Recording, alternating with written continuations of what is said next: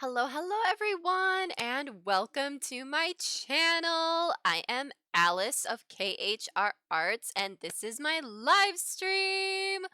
Ah, it is Saturday, and tonight we are working on my gorgeous fantasy drawing. I am so excited to get started with y'all tonight. It is a good night. Accomplishments have been had this weekend, and I am just so excited to get started with y'all. Let's jump right in.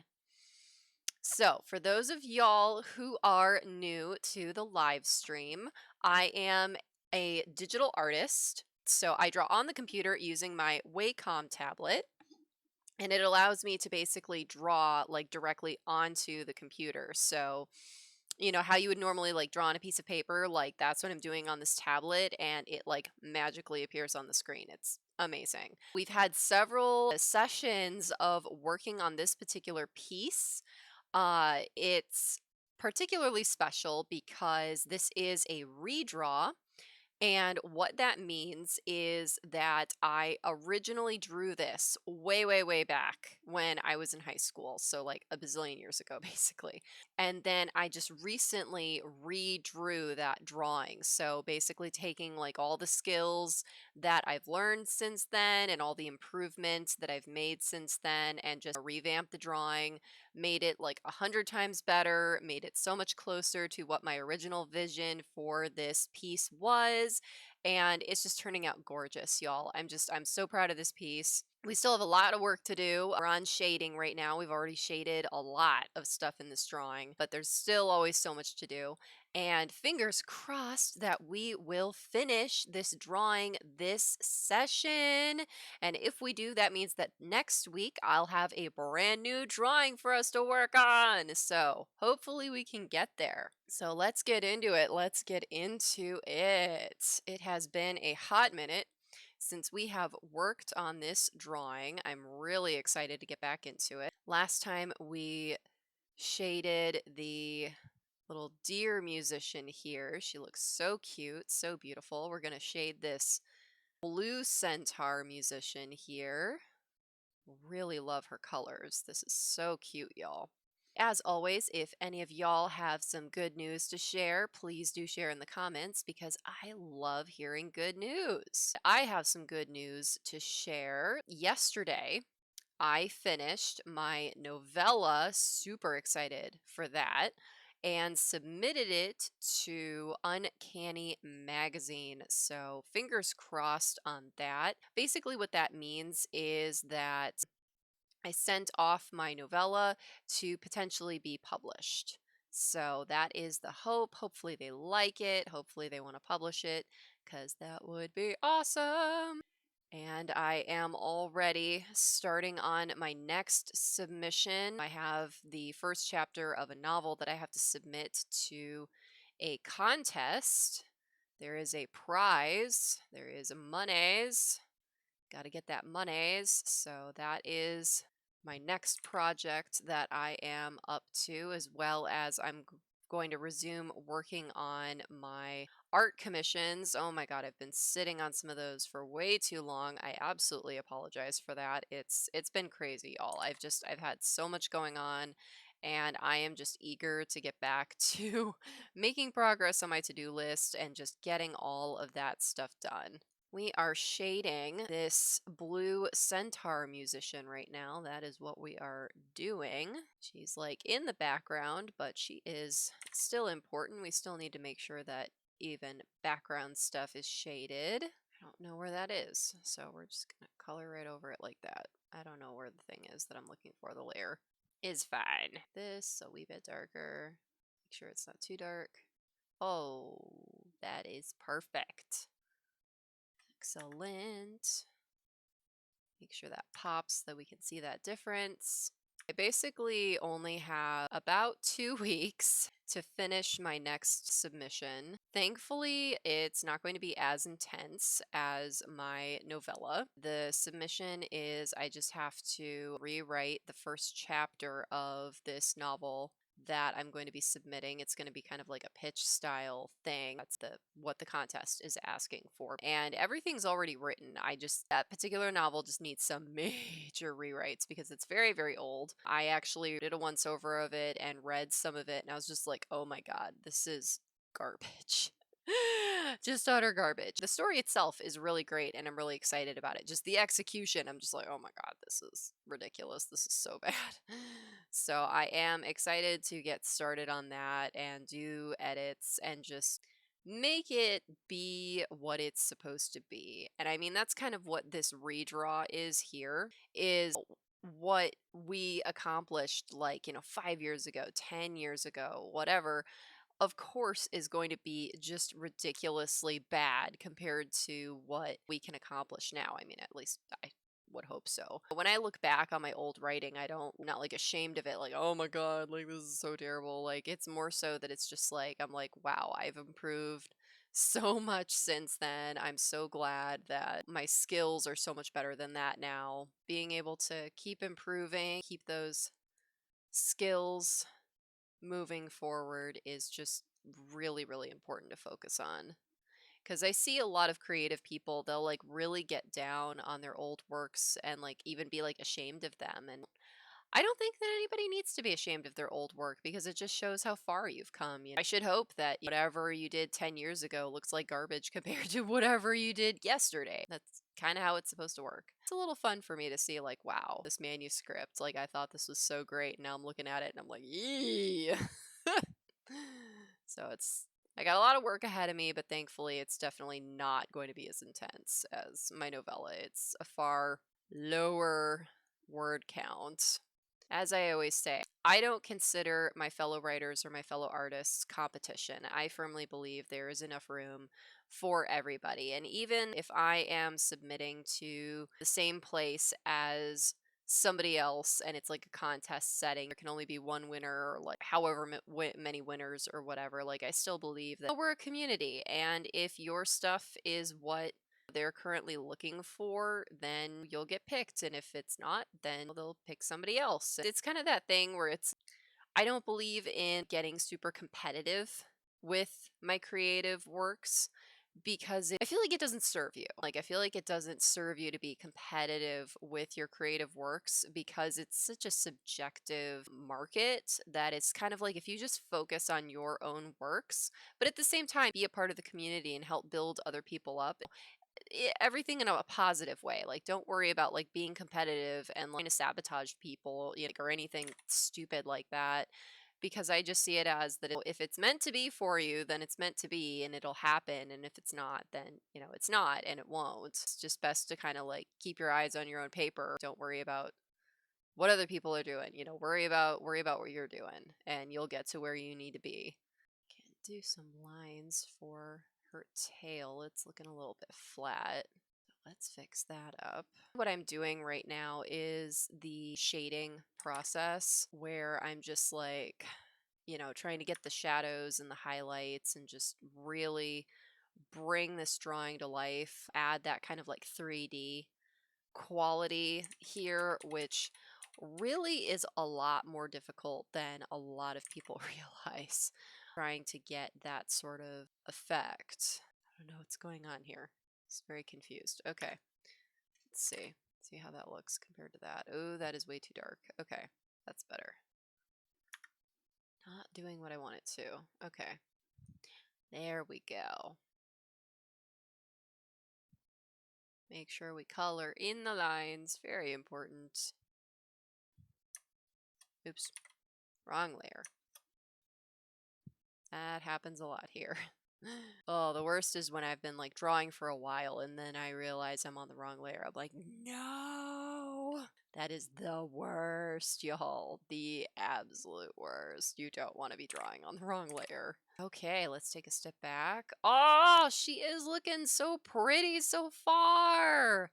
So, so pretty. And this is the other thing, is that I'm keeping the shading a little more subtle on them because they are so far in the background that we don't want them to dominate what's in the foreground here. So their shading is going to be a little bit more simplistic than what we're going to do in the foreground. Get it a little bit darker. Get that subtle because the little like part of their fur, their coat that goes like over their hoof is the tiny details. Is the tiny details that make the drawing, y'all. It just really, really is, I've found. Really makes stuff come to life.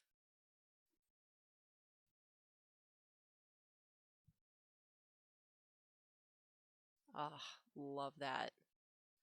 I don't know what's going on with this. I don't know what's going on. There we go. That's the shade I want. That's the color I want. That looks so much better. Okay. Yay. All right. She is looking good, y'all. Look at how pretty she is. She is looking fantastic. I love it.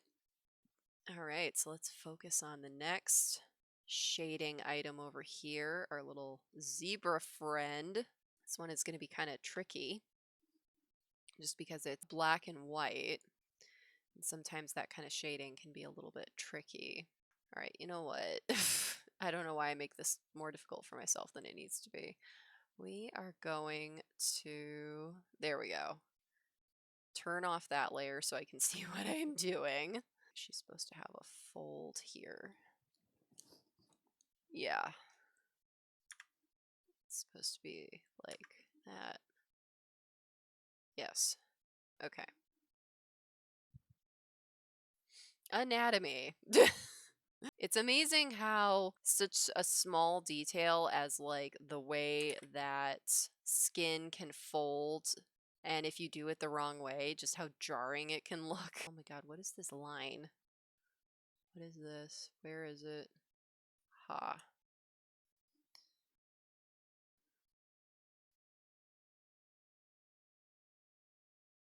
I don't know what's going on with that, but it is gone now. Now where am I? I do remember when I was in school, unfortunately, growing up, I had to go to a lot of funerals. Like, a lot. Mainly because, like, I had a lot of elderly people in my family. So, like, I had a lot of grandparents. And that means that because there's a lot of older people, then they kind of start dying and you have to go to their funerals and stuff. That's kind of how that works. And it got to the point where, like, after a while, my teachers kind of didn't believe me that's why I had not be in class and stuff. And they're like, "Are you sure?" Or there were a few times where I'm sure my parents had to like have words with the school about, no, really, we have to go to a funeral again. Like, sometimes they can just be like so unrealistic that it's like, I'm sorry, life happens, people die, stuff happens. This is going to be complicated with the stripes. Oh, this shading, y'all, is gonna be something. Get these little parts here, parts. I had an English teacher my junior year of high school where he literally told us that if we used a semicolon wrong in a paper, that he would automatically fail us. Like, not even just fail the paper, fail the class, the entire class F for using a semicolon wrong. And like his reasoning was that he was fed up that people didn't understand how to use semicolons. And so I legit just never used a semicolon because I was so scared of using one wrong and failing the class for something so incredibly stupid. So guess what? I didn't learn how to actually properly use a semicolon until I was in college. Because this bozo, instead of doing his job and actually teaching us how to properly use a semicolon, which he didn't, he never had a session of, because this is so important to me, let me teach you how to actually properly use a semicolon. He never did that. He was just like, I will fail you. Period. Boom. So it wasn't until I was in college and I finally got up the courage to ask one of my teachers, I'm like, I don't know how to use a semicolon. Can you just help me? And she just thought it was so absurd that I was so scared to use a semicolon. She's like, "Why are you so traumatized by this?" So yeah, like it's stuff like that that I'm just like, I feel like teachers, they're not there to teach anymore. I don't know what exactly they're there to do, but it's definitely not teaching. I have applied to so many jobs over the years, different like office jobs and stuff like that, and I've only had two two jobs that ever tried to like grill me on what my high school GPA was. And I literally just sat there and stared at them and I was like, I don't know. And they, of course they gave me like disappointed frowny face, like you're not prepared for this interview. And I'm like, dude, at the time I was like 25 years old. I'm like, dude, if you really care about my high school GPA to do this job, I don't think I want to be here.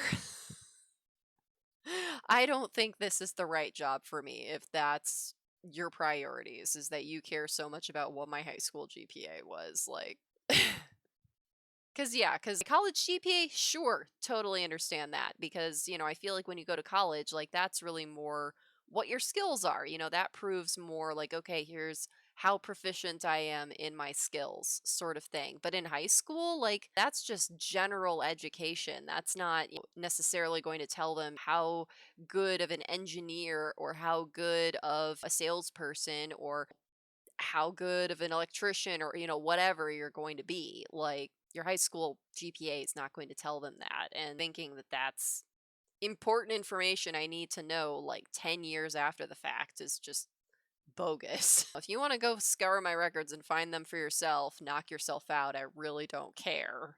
But dude, it's not something I devote my brain cells to remembering. Let's see. All right. How are we going to do this? She is looking good so far. All right, I think what I'm going to do is I am going to switch over to the other zebra lady and I'm going to shade her so that we can keep this shading consistent. And then we'll go back over and we'll figure out how exactly we're going to do highlights on white. Don't really know how that's going to work yet. We will see. We will see. All right, I need a dot. I need my shading dot over here so that I can maintain color, because I think, didn't I darken up? Yes, I did. The lines. I did do that. There we go. Probably should have done this first, but I got it the same color. Fabulous. I just remember looking at some of the math problems in my geometry textbook, and they were just so not relatable. And I remember the teacher telling me, well, that's not really the point. You're just supposed to solve the problem. And I'm like, well, okay, I understand that. But at the same time, if you gave these problems like some actual real world application, then maybe I could be bothered to care. It's really what it comes down to, because, oh, here, I'll give you all an example. So, in my high school geometry textbook, one of the problems was supposed to be for, solving that whole thing with like you got the triangles and stuff, and like you don't know the measurement of one of the sides or something for God knows what reason.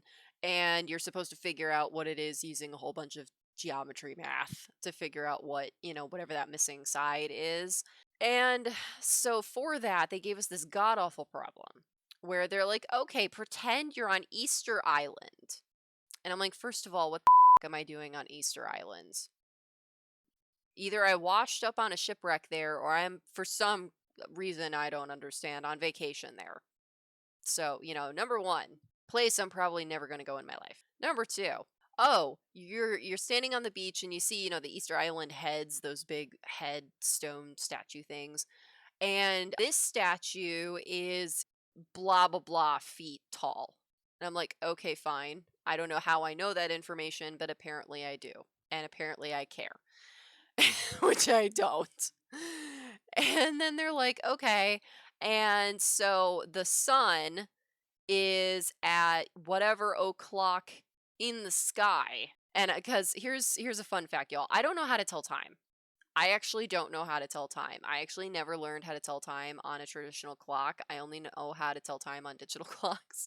So that's another deficit that I have, is I don't know how to tell time, which apparently was huge in high school math, as they also expected you to know how to tell time on manual clocks, which I don't. So there's a lot of times I would get answers wrong just because I don't know how to tell time. But yeah, so it somehow expected me to understand not just, manual clock, but sundial clock for where that shadow would be.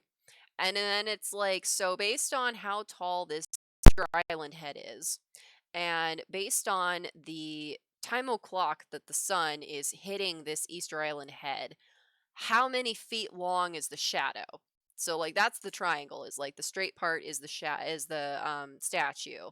And then the triangle slanty part is the sun. And then we're solving for the bottom part, which is the shadow. How many feet is the shadow on the bottom? And I'm like, do I care?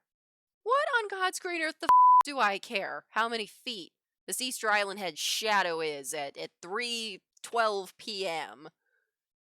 Like, are you serious? Like, why on earth would I care? And let's just pretend. Let's just go to pretend land and pretend I care. And I'm like, you really think that I can't just go to the store and buy a tape measure? And just buy a tape measure and just measure it and just be like, yep, that's how many feet it is. You know, instead of going to all that effort to do all this math, which I'm probably going to arrive at the wrong answer anyway. Like, let's be real here. Like, I understand my math skills and I understand how I'm going to be wrong. Like, and they're like, well, that's not the point. I'm like, no, it kind of is the point. Is that, you know, you're basically like giving me this completely unrealistic problem. You're not giving me any sort of real world application for why I need to give any about this, and you know, and what actual application I can use this for. And I feel like that's kind of what school has gotten away from, is, you know, what do I actually need to use this for? And here's the thing is, I actually do need to use that kind of geometry and algebra and stuff in real life. I have used it before, but it's certainly not for measuring shadows on Easter Island, let me tell you. It's usually more for like, how many gallons of paint do I need in order to paint a room? Or like, oh, this piece of furniture is this big and the room is this big. Where is it going to fit in the room in relation to all the that's already in the room? Like, that's the kind of stuff that you need to use geometry and algebra for.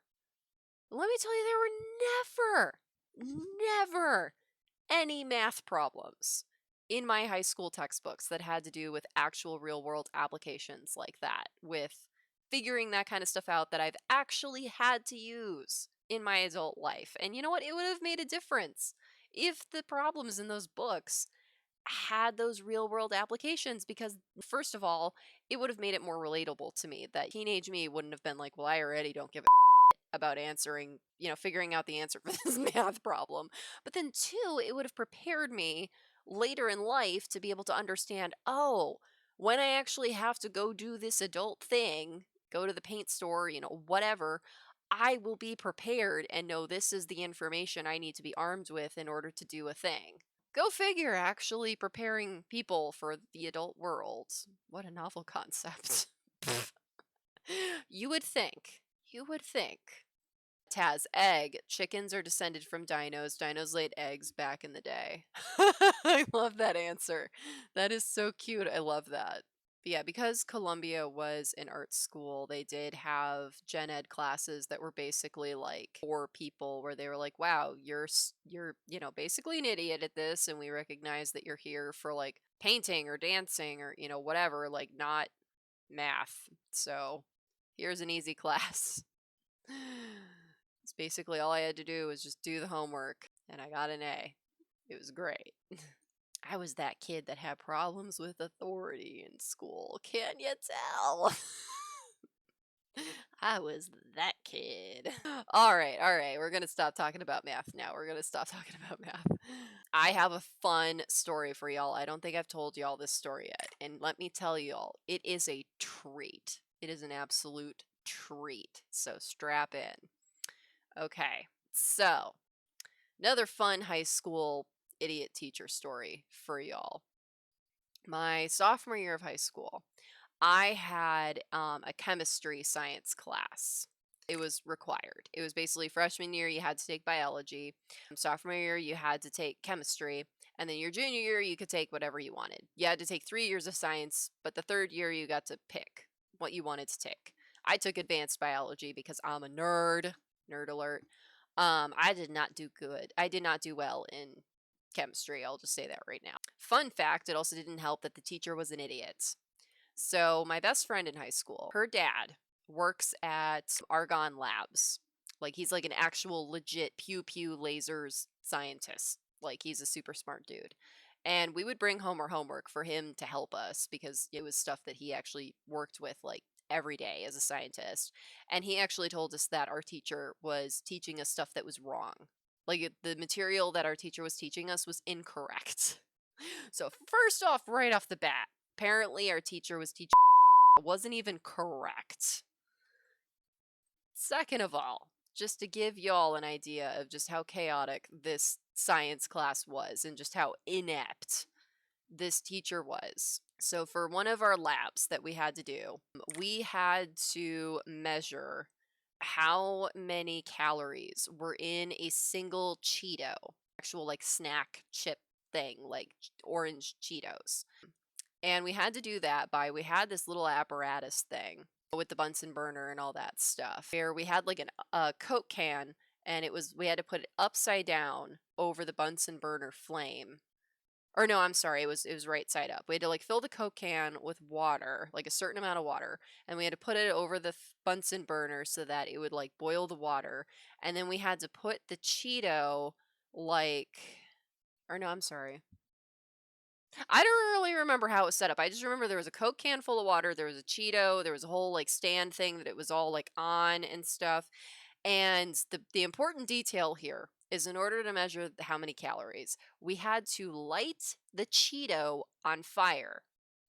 We had to literally burn the Cheeto to burn the calories. And based on temperature and boiling water and blah, blah, blah, that's how you magically calculate how many calories are in a single Cheeto. Because again, I care about this. Why? School. Oh my god. Here's the fun part. So we have to light the Cheeto on fire. All right, fine. The stand that the Cheeto is on, what's holding it, so that we don't just have a, on fire Cheeto just hanging out on a desk. The stand that it's standing on is made of wood. Just want y'all to think about that for a minute. We're going to have an on fire Cheeto propped up on a wooden stand. And then what is all over the lab countertop? All over the thing. Oh, it's all of our papers for recording the experiments. So let's just think about that for a minute. Just, the logistics of this. Here's the fun part. On the day that we are apparently burning a Cheeto is the day that, those like teacher evaluator people that like come in and watch the teacher and evaluate them? That was the day that they came in to evaluate my chemistry teacher. So they're like, just walking around watching the students burn Cheetos with Coke cans and whatever. And here's the thing, really awful pattern with a lot of the male teachers that I had in high school was they were, a lot of them were pretty inappropriate with some of the female students in my classes. And in this particular class, my chemistry teacher really, really liked this one girl in my class who was dumb as shit. Like, she literally had rocks for brains. He was not bright. And so he, of course, was over by her table and basically practically just doing the experiment for her, not paying attention to anybody else in the room, which meant prime, you can do anything without getting in trouble time, because he's totally not paying attention. And so our little experiment is going along, doing its thing, and all of a sudden, as you see, the Cheeto's on fire. And the Cheeto, starts to burn, and then all of a sudden it just goes like, poof, where the whole Cheeto was on fire. Because, I mean, Cheetos, they're like, they're made with oil. They're covered in oil, which burns. And my lab partners are like getting real concerned. They're like, oh my God, is it supposed to do that? And I'm like, oh, it's fine. It's fine. Because I like fire. I like fire, y'all. So I was all into this lab. I was like, we get to light stuff on fire. I'm here for it. And then the fire started to go down this wooden stand. And they started freaking out. And I'm like, it's fine.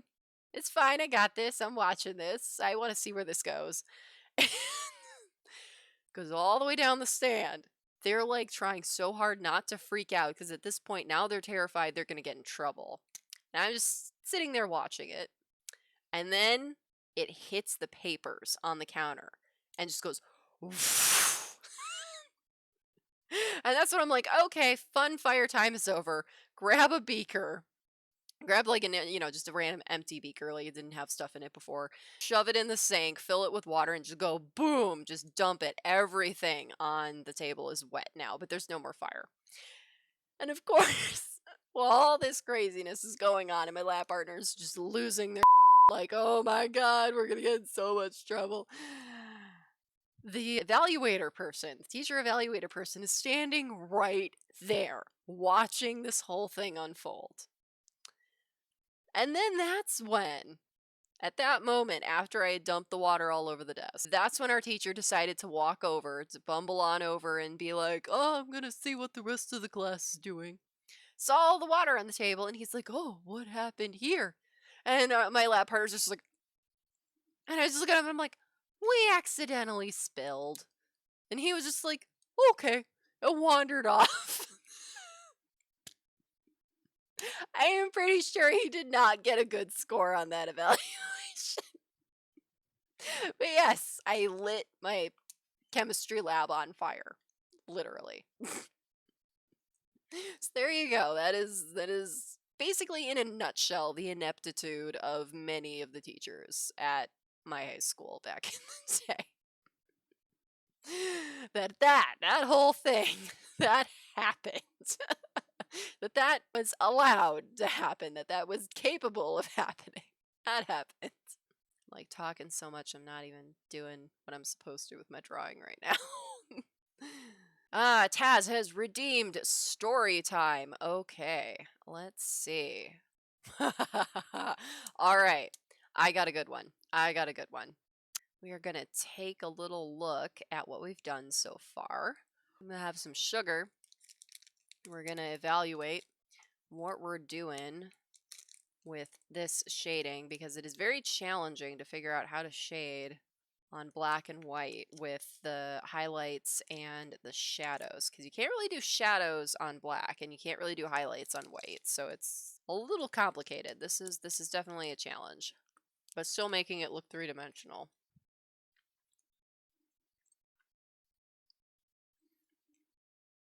So what I just used here is a nifty little tool called invert, where I can invert what I just selected.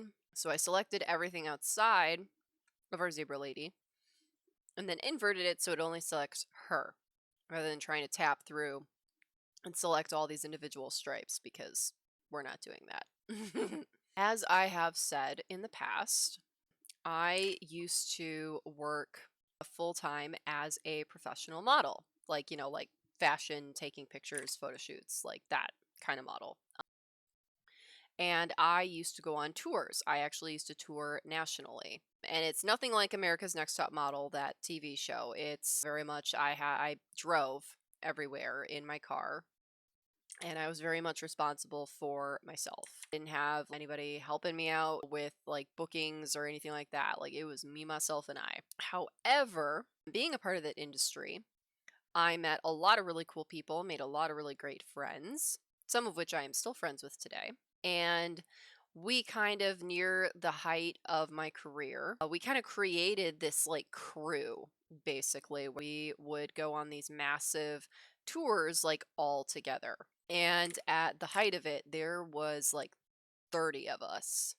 So we had this like little caravan of all these cars of us, driving to these places together. And it was like models and photographers and designers, and just, it was a ton of people. It was wild, y'all. It was such an amazing part of my life. And I'm so glad that I got to live that, because most people don't get to live stuff like that. It was crazy and it was awesome. But the story that I got for y'all about that specifically is, so the major caravan thing that we would do together, what we called it, the Grand Caravan Tour. And the big part of this Grand Caravan Tour was going to a place called OSR. OSR is the Ohio State Reformatory, and that is in Mansfield, Ohio. For those of y'all that aren't familiar with that, basically it is the prison from the Shawshank Redemption movie. That place, that's what that is. It's actually a historical building. It was a real prison, and it actually didn't close down until 1960s. So it was in operation up until the 1960s.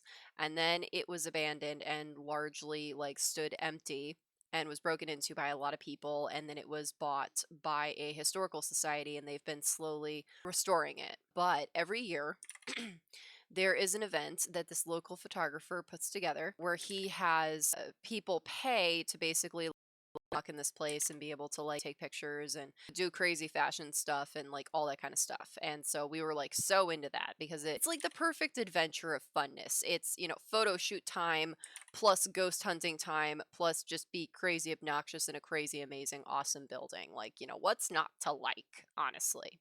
It was a grand time. And especially when all 30 of us roll up, it's pretty intimidating, y'all. It's pretty amazing.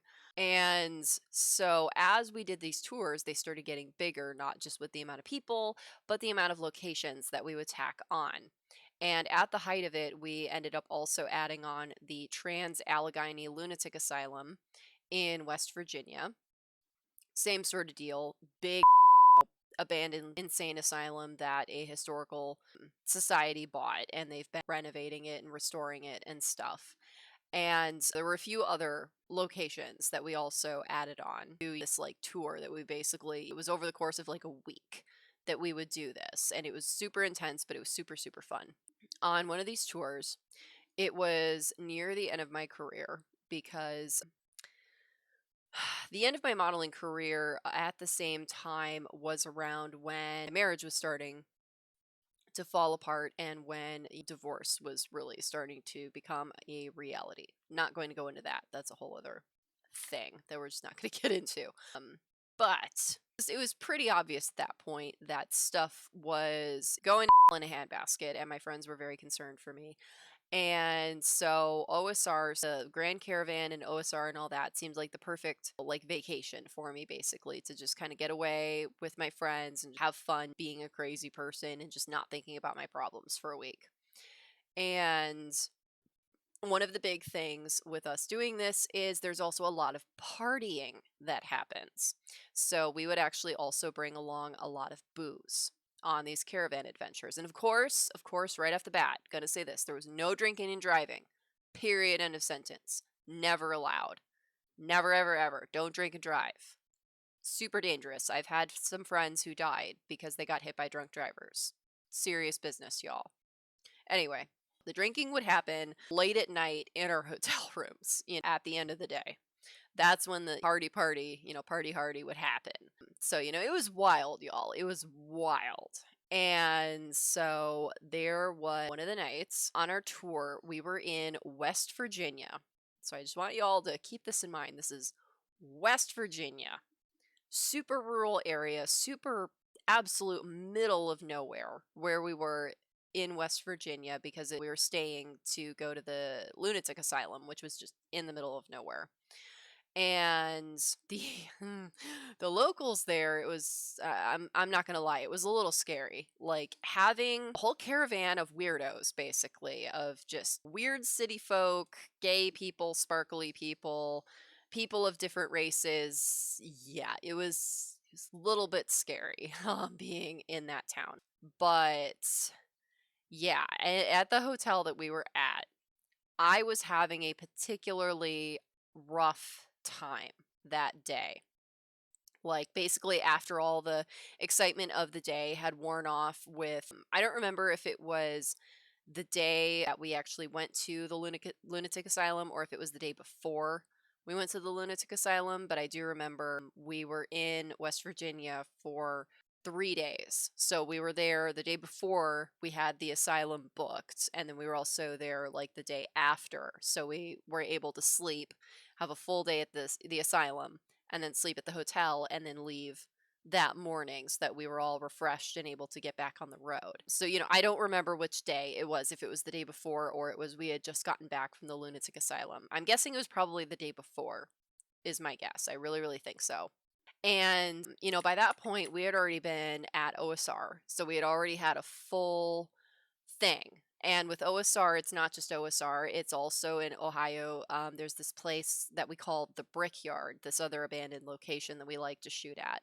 And so we'd also been there all day. So it was a lot of locations that we had already shot at, all day, already partied those nights. We were already kind of like getting a little crazy at that point. And then driving all the way from Ohio to West Virginia, I mean, that's a lot. That is a lot of driving, y'all. I don't remember how many hours it was, but it was a lot. After a while, you start to like lose your marbles a little bit. And during the drive, I was in the car with a couple of my closest model friends, and we were kind of talking about what I was going through with my marriage and all that stuff. So I was already kind of in a dark place because I had been talking about it with them during the drive. And so that night, I was just not doing okay. I decided, because I was quite famous for this during my modeling days, that when I would go on tour, I would take with me everywhere I went an actual handle of White Zinfandel wine. So like an actual like jug of White Zinfandel wine. And it was always, some like cheap barefoot or whatever cheap like $5 wine is. I would get a literal jug of it. And so I was like, I'm having a sad. And I started running the bath in the hotel room. And my plan was I was going to have a sad. And that's what I call it when I'm like depressed and I'm just like, I just want to be sad, I was gonna have a sad in the hotel bathtub, and I was gonna fill it with bubbles, and I was just gonna be have a sad in the bath with my jug of wine. And so, like, the tub is filling up. I am naked, like, testing the water with my foot, and, like, my jug of wine is on the floor. And, like, all my closest model friends just burst into the hotel room. It was so comical, y'all. It was so ridiculous and over the top. We're all a bunch of drama queens, so of course, like, just imagine soap opera level drama here. Just absolute ridiculous. All it was missing was the epic background music of you know so I'm naked about to step in the bathtub. And by the way, like, I have no qualms about like being naked in front of like any of these people on this trip, because I mean, when you're in abandoned places and stuff, there is nowhere to hide to do wardrobe changes. You just don't care. Like, it's just part of being a model. You get very comfortable with your body and with just being naked around people. It's just part of the business. But anyway, I digress. So they burst in and they're like, no, stop, like slow motion. And I'm like, what? And they're like, don't have a sad. Come with us. We're going to go to Applebee's.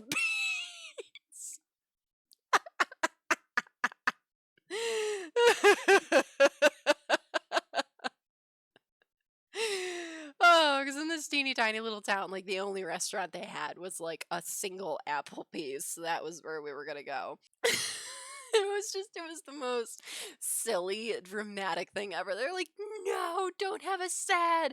We're gonna go to Applebee's and it's gonna be great. We're gonna make you feel better. So I was like, all right, fine.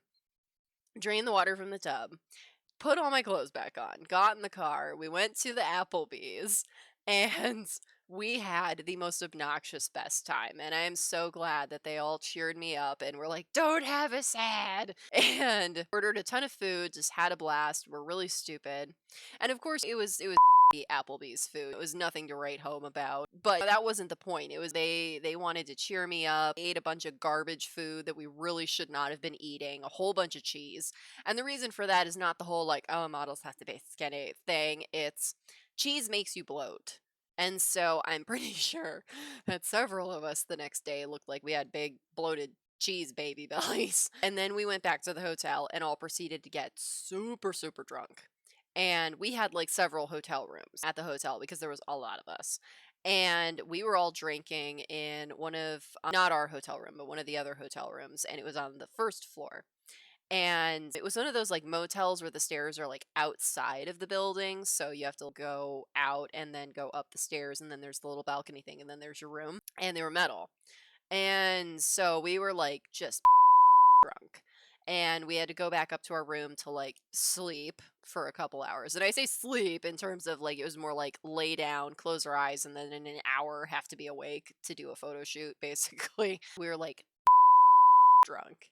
Drunk me, who is still having all the feels, decided to Tyrannosaurus Rex, like Jurassic Park style, just boom, boom, boom, up these metal stairs in my giant goth platform boots. Like, we're talking like, they're like, the platform is like this big. They're like, pretty sizable. So they're really heavy.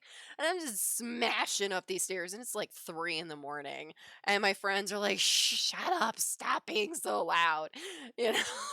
Because at this point, they're terrified that like the locals are going to come out and just like absolutely have at us because we've been just obnoxious. And they eventually got me into the hotel room and we all went to bed for like an hour and then did the photo shoot the next day and we all had fun and it was so much better. Just I was able to get through the rest of the tour and we just had a blast. We had so much fun. That is the story of how my friends were there for me and they ran in and were like, "Don't have us sad." So there you go, Taz. There is your story time. I hope you enjoyed it. Okay, let's erase this shading dot that we got going on because we don't need that anymore. Where are we at? We did a whole bunch of highlights. I think we are good on that. We're going to move on to shading. Ooh, their hooves are kind of blending in with the ground. Let's fix that. I have many ridiculous stories like that of all the craziness that I used to do. And I'm really grateful for those experiences. Like, honestly, like, I got to experience a lot of things that most people never get to experience. It was a really amazing part of my life, and I'm really grateful for it. It's just sometimes, y'all, sometimes some of these stories, it's just crazy, absolute craziness. Let's see, we need to shade this frond here. That's what we need to do.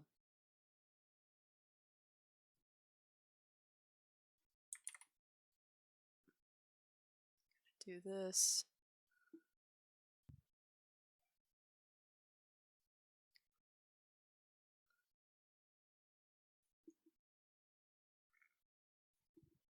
Yeah, it's just so crazy for me to think about sometimes how different my life has been over the years. I definitely feel like my life is just like always drastically changing. Like I feel like it's like every like it used to be like every 5 years and now I feel like it's like every year at this point.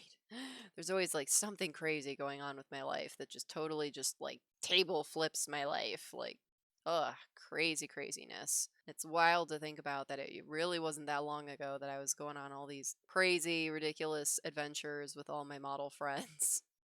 Seems like a lifetime ago right now, talking about this with y'all. Alrighty, we are on the princess. Y'all, we are on the final piece of shading here. I'm trying to find where we go. I put that stuff. There we go.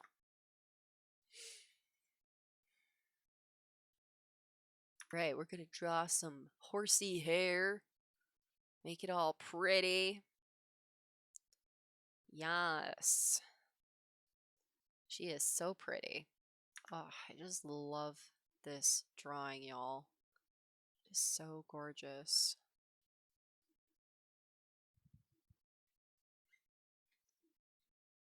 So excited, y'all. We might just finish this tonight. Oh my god, I'm gonna be so freaking thrilled if we finish this tonight. I really am. Alright, she's got some pretty hair. Now we're gonna add in some shading. Ooh, we are gonna have to do some more line art on her face for this shading, y'all. And I'm also really excited that because my brother is going to be getting the second dose of the vaccine very soon, and so are my parents, that we are planning a visit. So I'm going to be able to see him soon. Oh my god, I haven't seen him since Thanksgiving, no, Christmas of 2019, y'all. That is a long time. That is a long time. Like, my family is very close knit, so that is a long time for us to go with seeing each other. So it's been really hard. So I am like thrilled to pieces that, you know, after he gets his second vaccination that I'm gonna be able to see him again. I am just so thrilled for that. All the shenanigans. It's gonna be great. We're just gonna be dorks. It's gonna be great. I am so here for it. He is so great. I love him to bits. I know I talk about him all the time. I'm super annoying about it. And like IRL, I hype him up this much IRL too. Like IRL, I also like when I'm talking to my friends, I'm like, I love my brother. He's so great. I'm always talking about him because he's awesome, y'all. He really is. I love him to bits. I'm so proud of him. I'm just endlessly proud of him, truly. As kids, we did struggle a bit. It was hard when we were like young kids, because I am 7 years older than him. And as adults, like that age difference doesn't really matter so much. But when we were young kids, it was really hard. Just to give you some perspective, when he was 7 years old, I was 14. So having a little kid brother when you're going through puberty really sucks. It's really annoying. Once we were both like adults, we were able to like, get really close and be friends and stuff and like be on the same level. Since then, we've always been super, super close. But even when he was like, my annoying little kid brother, just typical sibling nonsense, I've still always been like really proud of him and like really protective of him and stuff. And like one time when he was like, I don't remember how old he was, but he was like in elementary school and this kid in his class was picking on him. And I was having none of that, y'all. I was like, I was very much like Angelica from the Rugrats that I'm like, no, this is my dumb baby to pick on. You're not allowed. Kind of deal. And oh man, because at the time I was like 16, so I had my license and I had my own car. So I think he was like 8 or 9, and I rolled up to his school and I scared the out of his bully.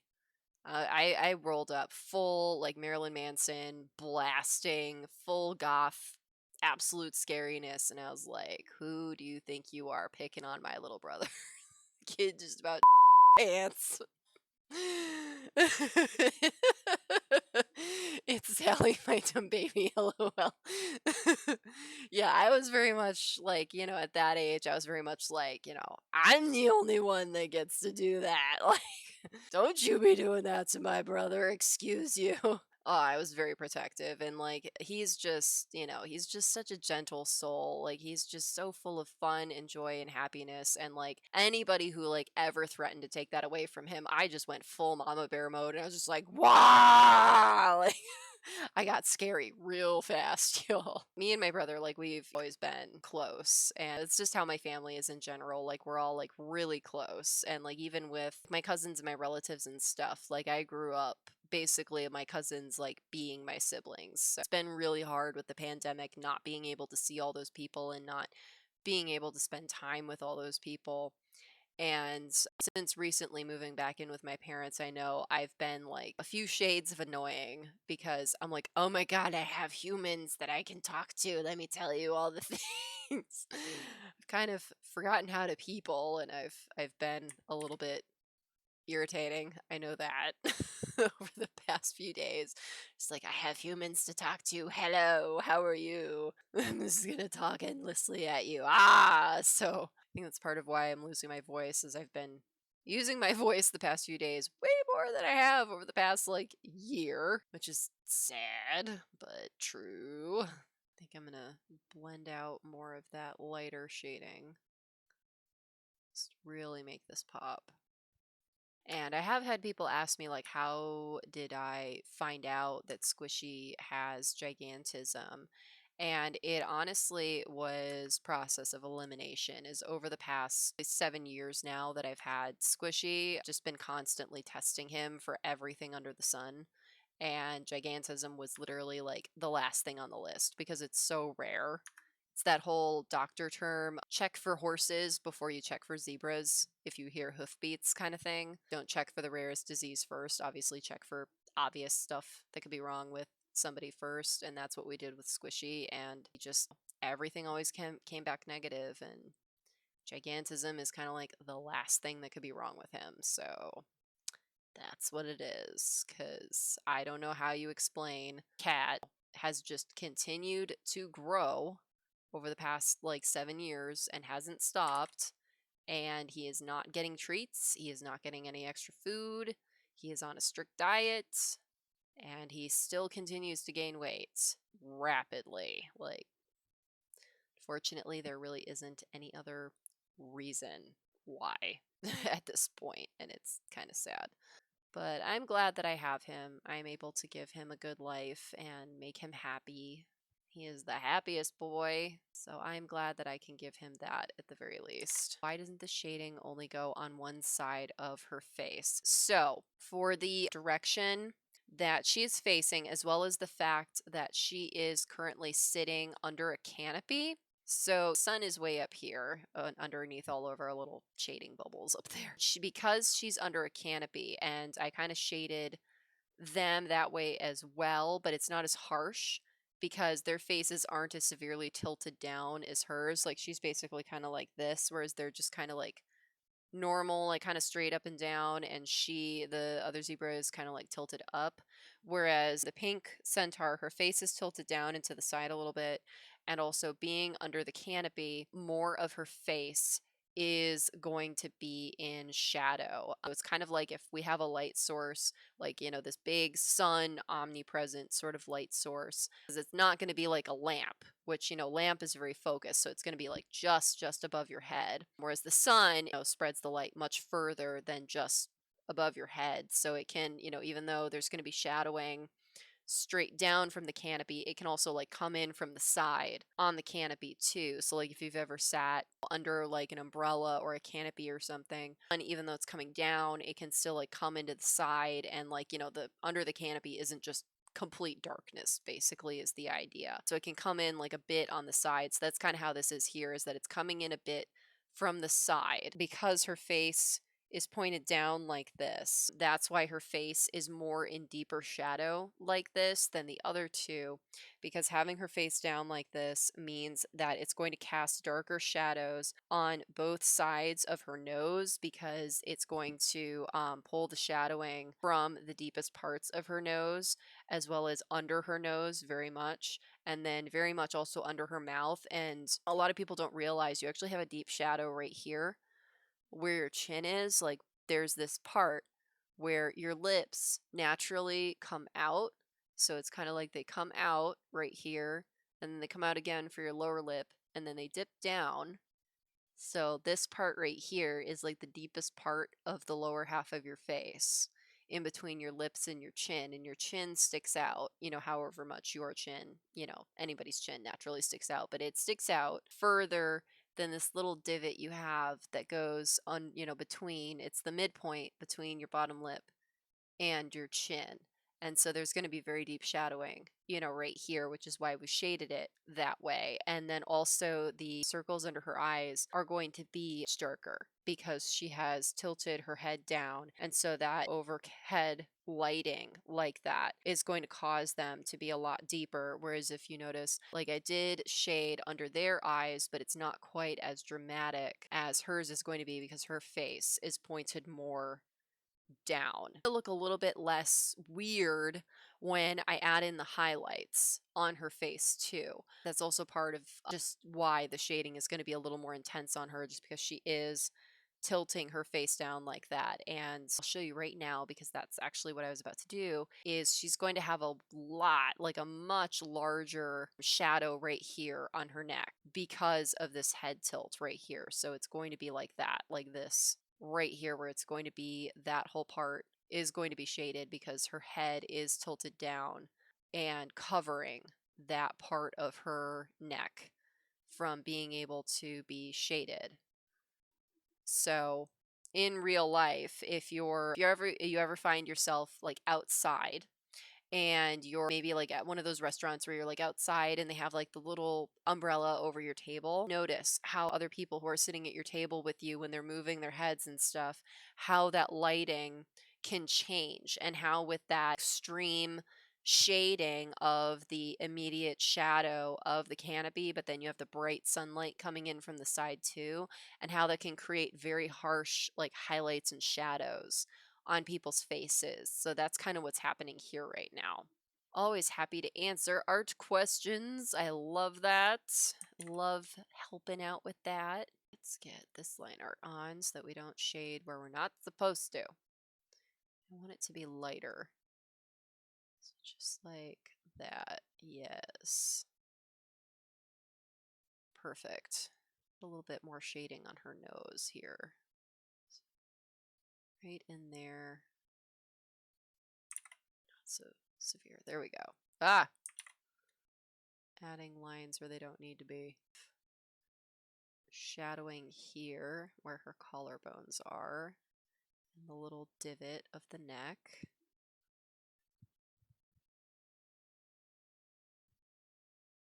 Let's just select the line art. There we go. We only want to shade what we want to shade.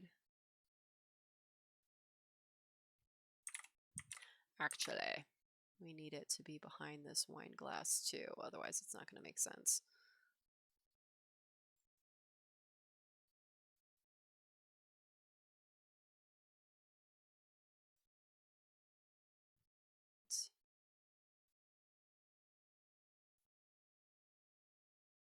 A little bit of shading because this glass is up.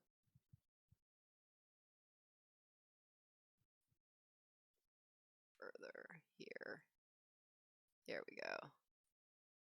That's a hand. Yes.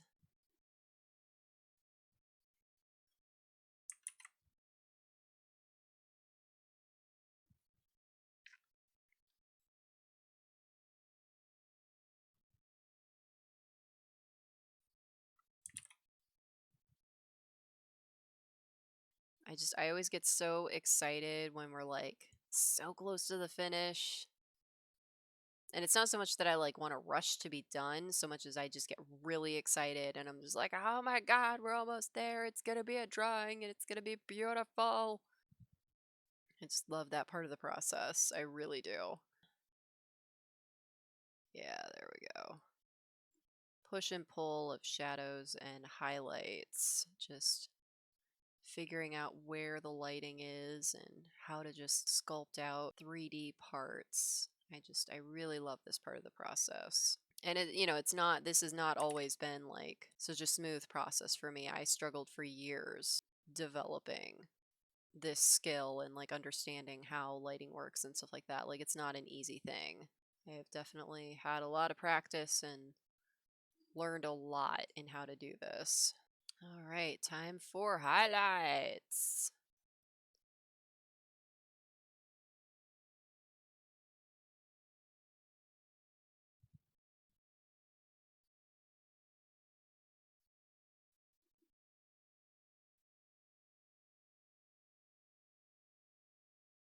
All right, y'all, look at her. She looks like she has actual muscles and joints and stuff.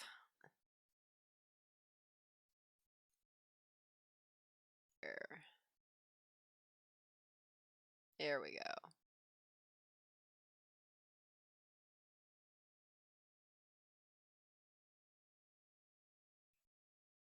Because she's like technically sitting on it there. There.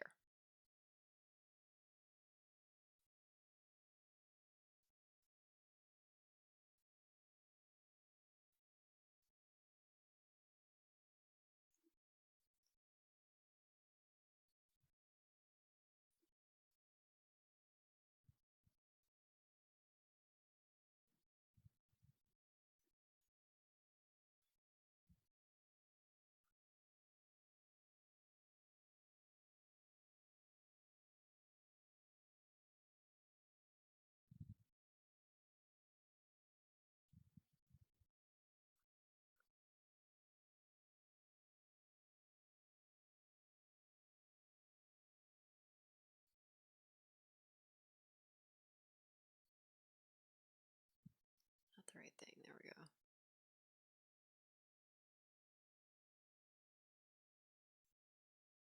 Oh, I love it.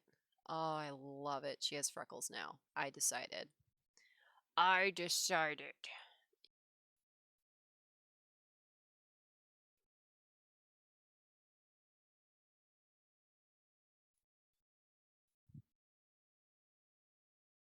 Make that a little smoother. Taz, you go so still. I keep thinking my stream froze. I'm so sorry. Oh my God. I'm just like, I'm in the zone.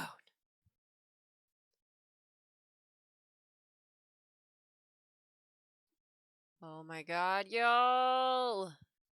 Oh my God, y'all. It's done. We did it, y'all. It is done. Oh. Oh my God. It's so beautiful, y'all. Oh my God, I'm so happy. Oh. This is what I imagined all those years ago when I drew it. So I got a treat for y'all. All right, so this is the original. It's called newsprint. Basically, what that means is you would draw the original drawing on this kind of like it's very see-through sort of paper, and then you put transfer paper underneath, so that you can then get the drawing on, what you actually intend to like do the drawing on, so that you can like sketch and erase as much as you want. And then this is the original drawing, y'all. So this is what I drew all those years ago in high school compared to now. I'm just I'm over the moon, y'all. This is such a fantastic glow up right here. Just wow. Just wow. I feel like this just really shows how far I've come as an artist. And this is also part of why I wanted to share this with y'all, is just so that y'all can see, yeah, I've been drawing for this long. So, about like 15 years ago, I drew that original drawing, and this is how much my art has improved in 15 years. Like this is 15 years difference basically here. It's seriously amazing, and I'm just so blown away just like looking at this original drawing and looking at this, and I'm just like, wow. Like wow.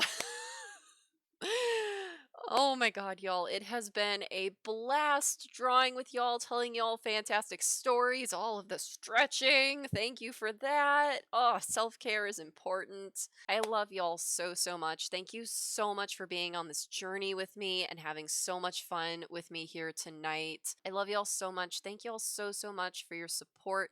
I wouldn't be here without y'all. Y'all are so wonderful. I hope y'all have a great night, or if you're in a different time zone, have a wonderful day. And I can't wait to see y'all next time. Have a great night.